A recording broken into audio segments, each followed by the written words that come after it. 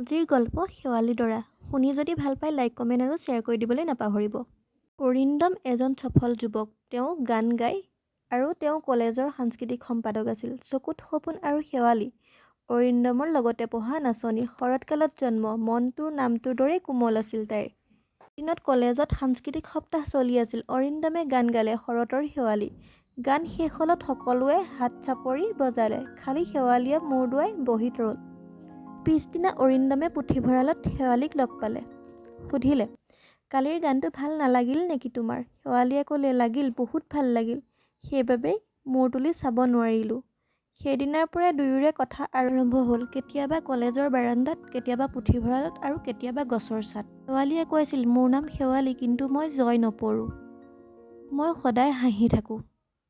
অৰিন্দমে কৈছিল, তুমি জয় পৰিলেও মই বুটলি ল'ম, কাৰণ তুমি মোৰ শৰৎ।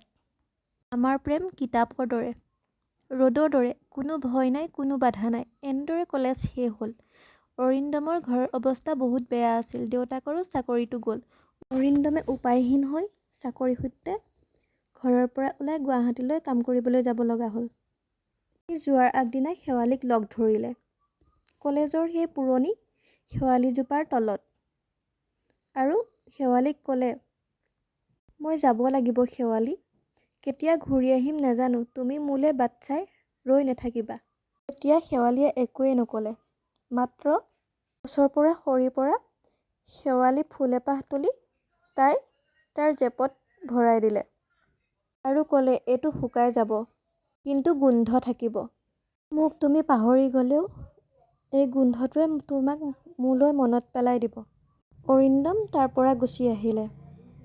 সেই সময়ত ফোন নাছিলে, কোনো চিঠিৰো যোগাযোগ নাছিলে। এনেদৰে সিহঁতৰ যোগাযোগ বিচ্ছিন্ন হ'ল। শেৱালিৰ বাবে ঘৰত সম্বন্ধ আহিল। তাই মানা কৰিলে। এবছৰ, দুবছৰ, ৩ বছৰ। গাঁৱৰ মানুহবিলাকে ক'লে, ছোৱালীজনী বাউলী হ'ল হ'বলা। শেৱালিয়ে ক'লে, মই বাউলী হোৱা নাই, বাটো চোৱা নাই, মাথো তাক পাহৰিব পৰা নাই। মই এনেকৈয়ে ঠিক আছোঁ। এনেকৈয়ে সিহঁতৰ ৭ বছৰ গ'ল।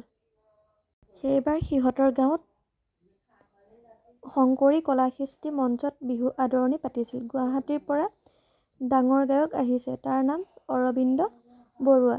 শেৱালিৰ যাবলৈ অলপো ইচ্ছা নাছিলে। কিন্তু বায়েকে বেছিকৈ জোৰ কৰাত তাই যাবলৈ ওলালে। অৰিন্দমে গান আৰম্ভ কৰিলে। ৭ বছৰৰ মূৰত প্ৰথম গান গাইছে সি। শৰতৰ শেৱালি তুমি ক'ত হেৰালা, তোমাৰ গোন্ধত আজিও মোৰ পোৱা হয়। তাৰ মুখত গান শুনি শেৱালিৰ বুকুখন ফাটি যাব ধৰিলে।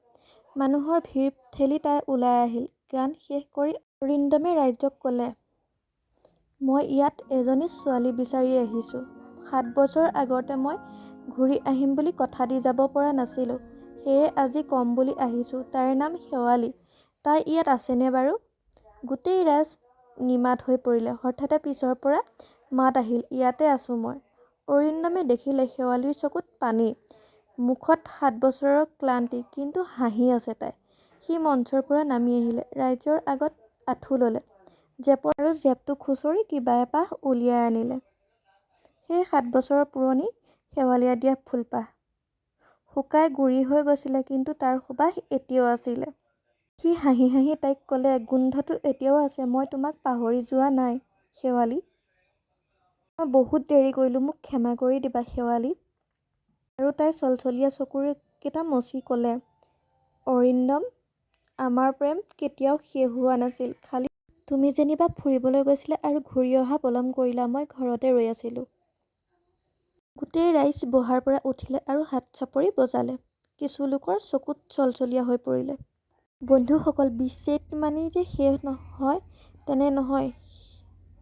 প্ৰেম থাকিলে সময় বাট এৰি দিয়ে। শেৱালি সৰি যায়, কিন্তু গোন্ধ এৰি যায়। ঠিক প্ৰথম প্ৰেমো তেনেকুৱাই। গল্পটো যদি ভাল লাগিলে ছাবস্ক্ৰাইব কৰি দিবলৈ নাপাহৰিব দেই। আৰু যদি পাৰে এটা ষ্টাৰ দি থৈ যাবচোন।